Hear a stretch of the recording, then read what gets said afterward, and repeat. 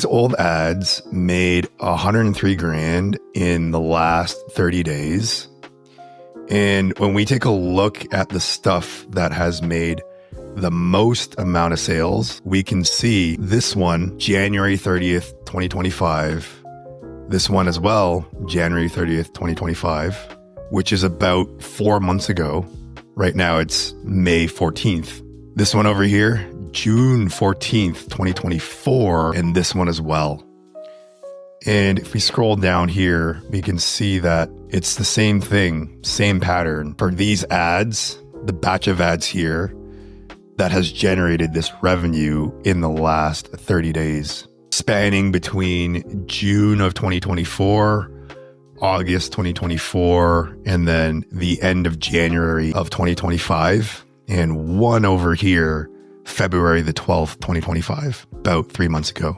Here is what most of us assume when it comes to ads.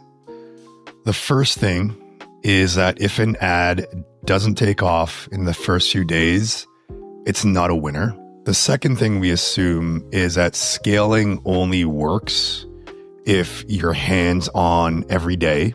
And the third assumption a lot of us make is that if something isn't scaling right now or right away, it probably needs to be shut off. And these were also my old beliefs and my old operating system. It was the old way we used to make decisions around our ads. But as you can see, this past month, we made a little over 100 grand from ads that were just sitting there untouched. Not because we optimized them to death, not because we did anything special, just because we gave them time to work. And in this video, I want to break down the nuance behind how we do this and our system, which is the exact method we use to scale without stress and burning out. And our model of how we think about this and operate is called the stress-free scaling system, because I can't play a young man's game anymore. I am a dad to a 2.5-year-old boy with the energy of a teenager who's on 3 cans of Red Bulls every day. And I'm a husband as well, with a wife whose love language is quality time. I need things to be as stress-free as possible. So our system can be visualized like a garden. And just before we jump in, if you want a trial to our system and playbook where we help you with transformation in your brand and not just information, where we say, here's material and good luck, we actually help you with the transformation. Check out the first link in the description below. You can get a trial to the entry-level tier of our program. So instead of a garden, a lot of people actually treat ads kind of like a firecracker, where they expect explosive and instant impact, or else they throw them out. And so we don't look at things like this. Instead, we look at things more like a garden. We treat ads like plants. If you give an ad the right conditions, it can grow over time, even if it doesn't pop right away. And I'm a big believer that you can't really force your way into outcomes, but you can set up the conditions in such a way that what you want to happen can become more likely. And in this system, there's 3 things that matter most that make ads scale quietly and consistently. The first condition is this one over here, and that is sunlight. And the equivalent for that in our case, when it comes to the scaling system, is Meta's AI. What I mean by that, the overarching sunlight in our system, is that I assume that Meta has more information than I ever will. It's running a real-time auction for billions of active users. I don't know how that works beneath the hood. I am not a software engineer by training.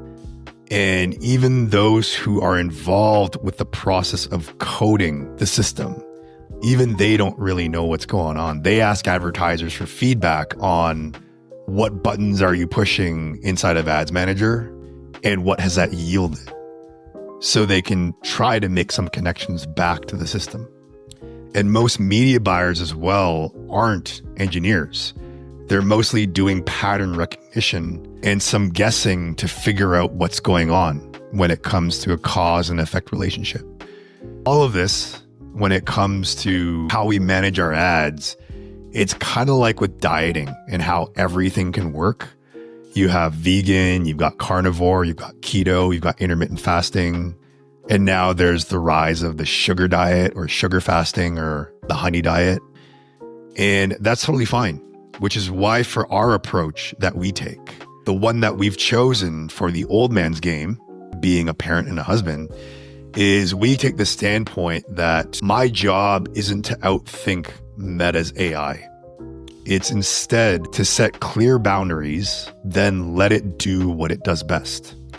We don't micromanage stuff. We just use a simplified structure and then let Meta do its thing that we're hiring it for, which is serving the right content to the right person at the right time, which Meta talked about at the end of March, in particular with their Andromeda system, which basically allows for personalization at scale. And I did a full breakdown of the release a few weeks ago that you can check out in this video over here. The second condition that's part of our system is this one down here, and that's going to be the soil. And the equivalent for that when it comes to our application is something that I like to call the YouTuber method as the foundation.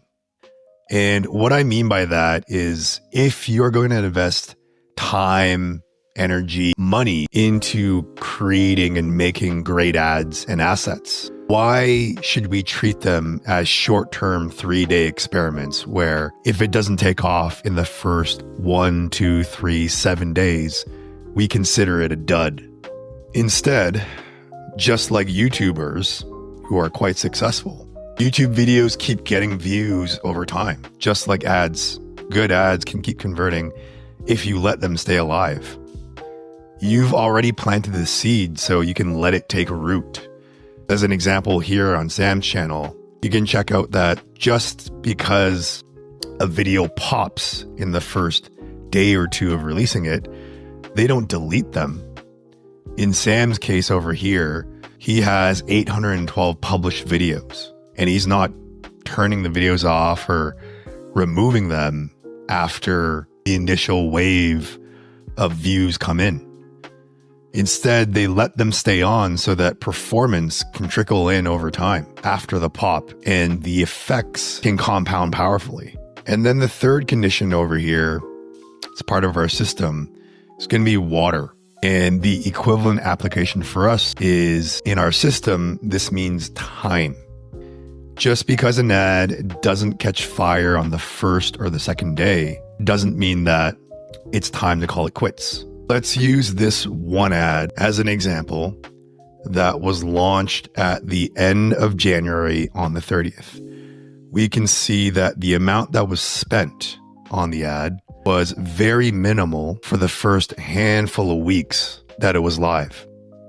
Then as we scroll down, we can see that only in recent weeks, starting in May, did we start seeing any meaningful spend and it contributing in the last 30 days, or rather the last 2 weeks, even about $5,000 in sales at a 2.08 ROAS.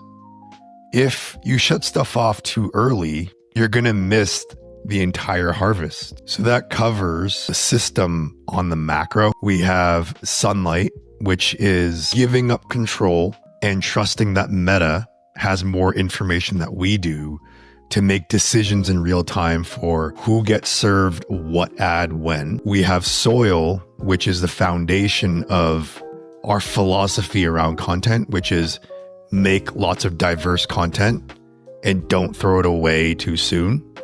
And then the last one, we have time, which is another layer to not shutting things off too early.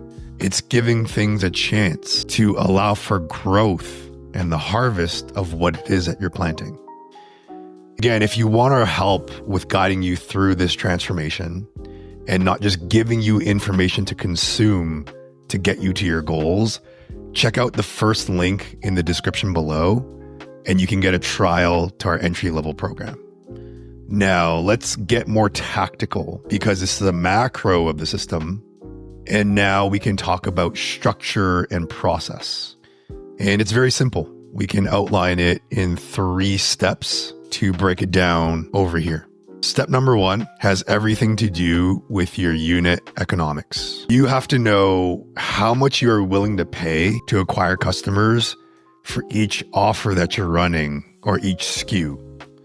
Here is an example of what I mean by that. Let's say for your brand, you have 2 different offers that you're running concurrently. Offer number 1 has an AOV of 100. Offer number 2 has an AOV of $75. That alone should tell you that the targets that you have for marketing are going to look different. On the first offer with $100 AOV, the cost of delivery, which is your cost of goods, your fulfillment fees, your transaction fees, everything that goes into getting your product over to your customer is wrapped into that. We'll call that $30. And then the contribution margin target that you're shooting for is, let's say, 30%. So left over, you're going to have $40 to spend on marketing in order for you to hit your contribution margin target. So your ROAS goal is going to be 2.5.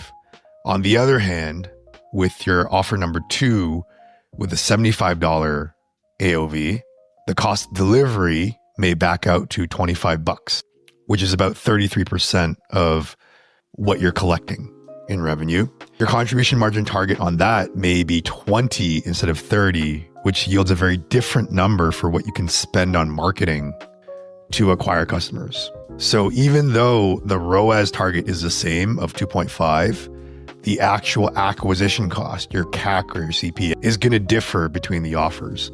And this is critical to know when you're running our system, because we like to set targets on how much we are going to be willing to spend to acquire new customers in order to grow the business. If you don't have clarity on this part, you're going to be playing a guessing game that can add a lot of stress. Step number 2 has everything to do with choosing your bidding strategy. And the easiest way for me to explain this is to show you a snapshot of a previous video that we added to the channel that you can check out if you want to explore the nitty-gritty of the nuances. But the fast version of it is that inside of Meta and most ad platforms, you have 5 different types of bidding options. The first one is a little bit more active, the way that we look at it, and it's called auto bidding. And you have 2 options. You have highest volume or you have highest value. Then we have what we call risk-reduced bidding, which is a little bit more passive and allows you to be a little more hands-off with things. And those options include cost per result goal, bid cap, and then ROAS goal. With auto bidding, so the first 2, your job as a decision maker is to set the daily budget, and that's pretty much it. Then Meta will go and do its thing and get you either the highest volume of conversions or the highest value of conversions. But what it's going to miss is information on your unit economics.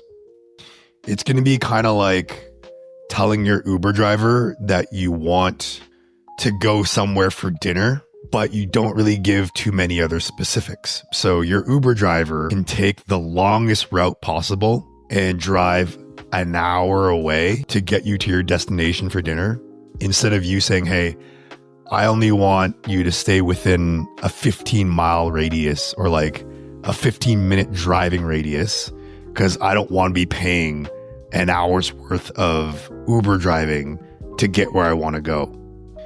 Meta won't have that information when you are doing auto bidding.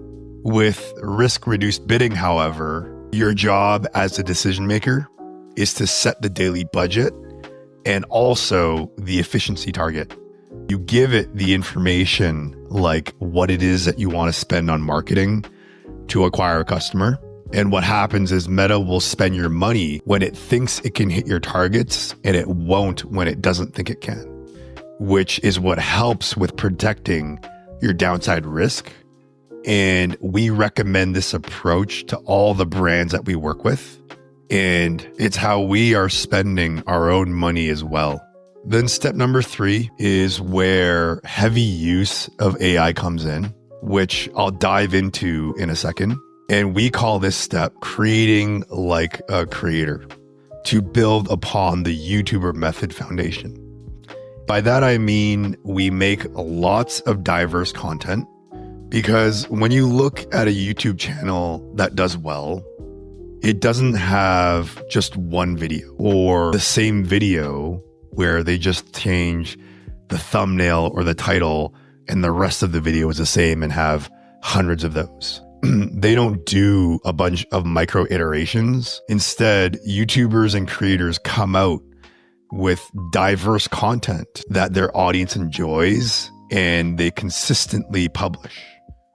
For example, let's say you are selling a capsule like we're developing over here that supports resolving the symptoms of eczema for kids between the ages of 5 and 15. You can make lots of diverse content that appeals to the consumer who's really their parents in lots of different ways.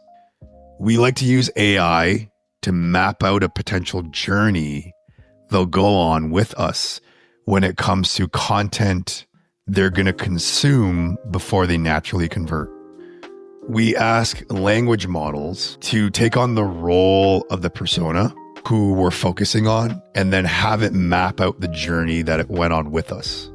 So here's an example. Here's one where for Barrier Buddy, the product that we're developing over here, there's a persona here, Julia, the I read PubMed at night mom, whose bathroom shelf is a museum of half-empty eczema creams, mapping out the different pieces of content that she's going to see before she decides to make a decision to buy with us. And not all of the ideas that AI generates here in this fashion pass our filters for what we want to further develop, also using AI into content, but rather as a decision maker of your brand or of this process, it's our jobs to have the taste to be able to filter out what's appropriate to then turn into content that we use in our ads.